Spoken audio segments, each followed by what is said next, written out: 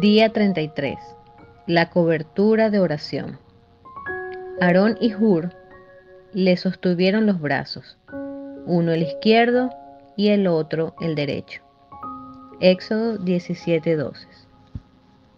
Durante la primera década de mi pastorado en el DC, me sentía con mucha frecuencia como el llanero solitario. Estaba haciendo lo mío y a mi manera. Estaba tan ocupado tratando de levantar nuestra iglesia que renuncié a unas posibles amistades con otros pastores locales. Un día, el Señor me convenció de que era más fácil orar por una iglesia que se hallaba a 4 estados de distancia que por una que se hallaba a 4 calles de la mía. Así que comencé a orar por las iglesias del lugar. Comenzamos a invertir en la fundación de iglesias locales y empecé a invitar a los pastores de la zona para que compartieran su historia y lo que tenían en su corazón con nuestro equipo durante las devociones de nuestro personal. Muchas de aquellas reuniones del personal se convirtieron en reuniones de oración.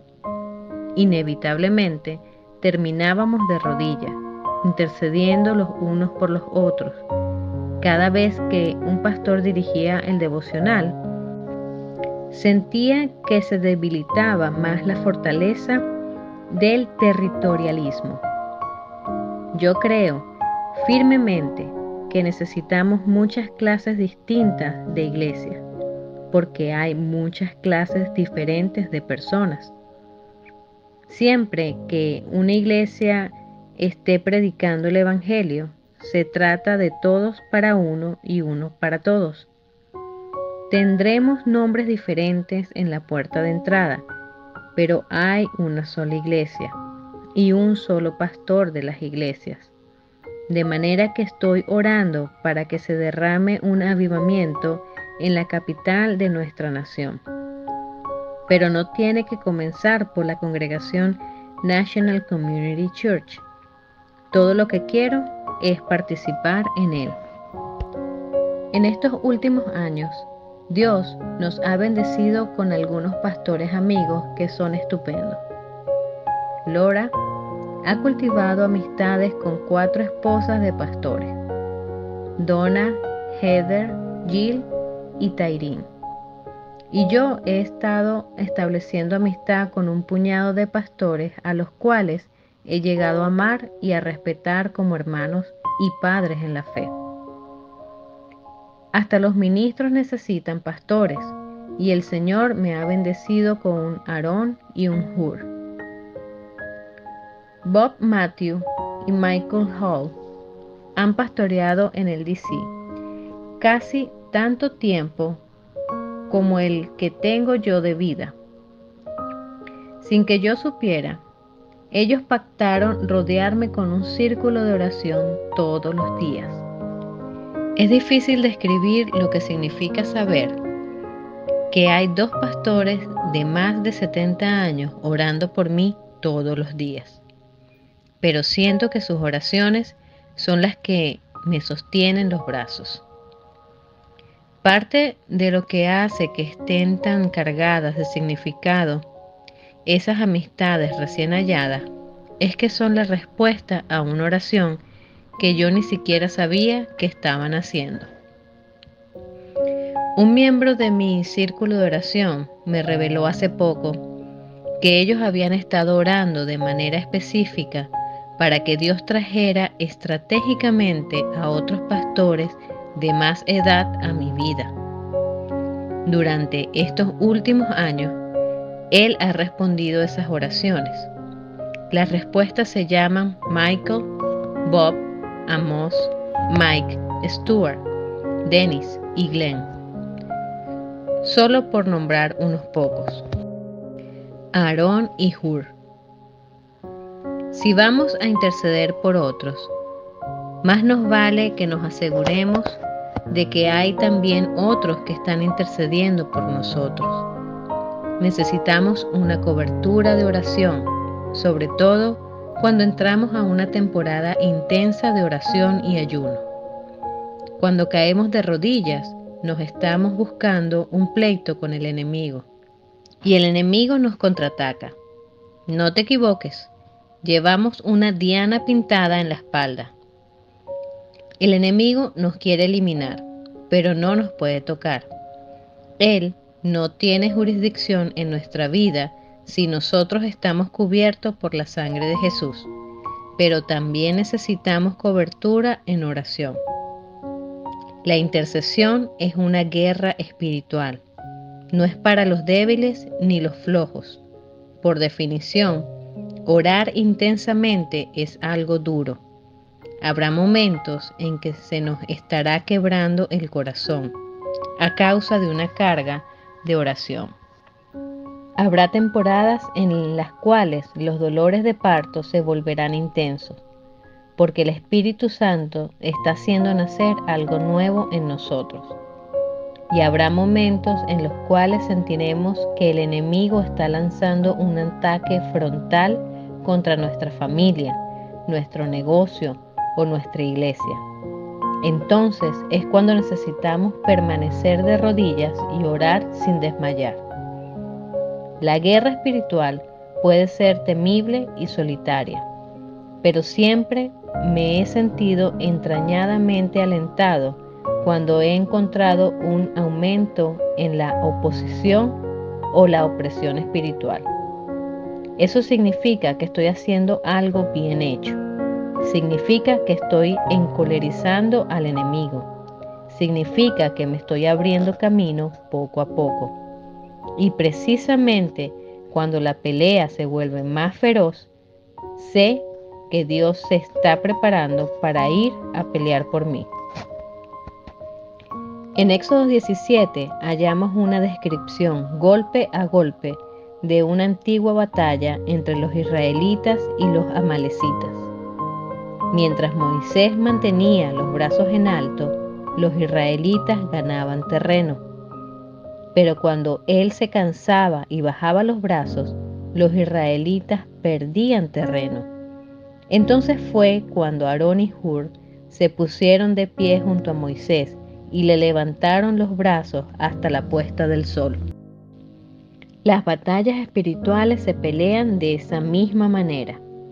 La victoria se gana doblando las rodillas en oración y levantando las manos en adoración a Dios. No hay otra manera de derrotar al enemigo.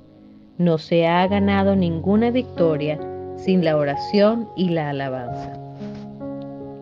Tendremos momentos en los cuales nos faltará la capacidad, las fuerzas, la voluntad o la fe para orar por nosotros mismos. Entonces es cuando necesitaremos un compañero de oración o un círculo de oración que nos sostenga en alto los brazos, tal como lo hicieron Aarón y Hur con Moisés. Me siento muy agradecido por mi círculo personal de oración. Hay una gran cantidad de personas que oran por mí y mi familia, pero yo tengo un círculo íntimo que ora de una manera algo más específica, constante e intensa. Sé que todos los días se ponen de rodillas para interceder por mí. Tal vez se me atribuya injustamente el mérito por las cosas que yo he hecho, porque ellos son los que me han ayudado. Las notas. El día después de la derrota de los amalecitas por los israelitas, estoy seguro de que Moisés salió en los titulares de los periódicos. Pero en la grandiosa trama de la historia de Dios, hay una nota detrás de cada titular. Esa nota es la oración. Y los verdaderos héroes del reino son los Aarón y los Hur. En las palabras de Walter Wink, la historia les pertenece a los intercesores. Charles Finney fue el evangelista más famoso de su generación. Fue mencionado en los titulares de los periódicos durante el segundo gran avivamiento. Pero su historia tiene una nota. Finney tenía un Aarón llamado Daniel Nash. A sus 48 años, Father Nash renunció a su pastorado para dedicarse a la intercesión a tiempo completo. Varias semanas antes de que Finney visitara una ciudad, Father Nash alquilaba una habitación, reclutaba 2 o 3 intercesores y comenzaba a poner los cimientos de oración para el avivamiento que se produciría. Cuando Finney se presentaba, el trabajo duro ya estaba hecho. La victoria ya había quedado asegurada en el ámbito espiritual. Durante uno de sus avivamientos, se comunicó con Finney una señora que tenía una casa de huéspedes en la ciudad. Le preguntó: «Hermano Finney, ¿conoce usted a un tal Father Nash? Él y 2 hombres más han estado en mi casa de huéspedes durante estos 3 últimos días, pero no han comido absolutamente nada». Yo abrí la puerta para observarlos, porque pude oír que estaban gimiendo y los vi postrados sobre sus rostros. Habían estado así durante 3 días, postrados en el suelo y gimiendo. Yo pensaba que les había pasado algo terrible. Tenía miedo de entrar al cuarto y no sabía qué hacer. «Por favor, ¿podría usted venir a ver qué les sucede?». Finney le contestó: «No, no es necesario. Todo lo que sucede es que tienen un espíritu de parto en oración». Cuando comenzaban las reuniones públicas, era raro que asistiera a ellas Father Nash. Se quedaba en su cuarto de oración, suplicándole a Dios que derramara el poder de convicción del Espíritu Santo sobre aquella multitud y les derritiera el corazón. Poco antes de su muerte, en 1831, Father Nash escribió estas palabras en su diario: «Ahora estoy convencido, es mi deber y privilegio, y el deber de todos los demás cristianos, orar para que descienda tanto el Espíritu Santo hoy como en el día de Pentecostés, y mucho más. Solo he comenzado a comprender lo que quería decir Jesús con estas palabras: si ustedes creen, recibirán todo lo que pidan en oración».